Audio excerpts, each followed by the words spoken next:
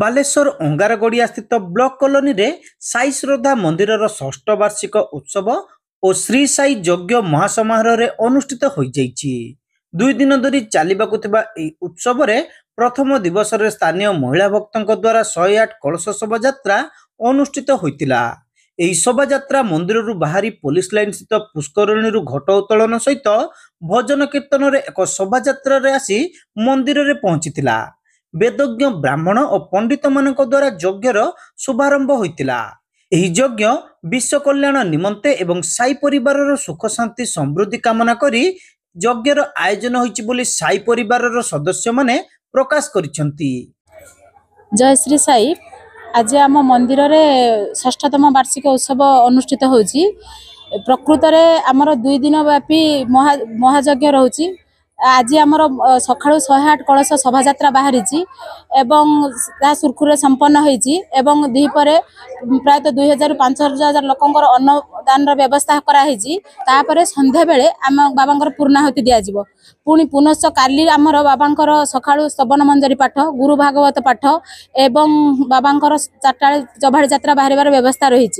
यही सब जो कार्यक्रम होती आमर समस्त साई श्रद्धा मंदिर कर्मचारी साई श्रद्धा मंदिर आमर जेते जन अच्छा कर्मकर्ता समस्त सहयोग आम या आयोजन करूँ। विशेषकर सबू साई परिवार कल्याण निमंते एवं ये जो अमृत स्नान जग पड़ी 144 वर्ष पर थे जो महाकुंभर अमृत स्नान जग पड़ी आम तार से उपलक्षे आम चाहूँ जे समग्र विश्वर कल्याण हो एवं आम समस्त साई परिवार मानकर उत्तरतर उन्नति हो एवं जेते जन कर्मकर्ता समस्त आयोजन सक्रिय अंश ग्रहण करछंती समस्त उन्नति निमंते आम यही कार्यक्रम को आयोजन करछु।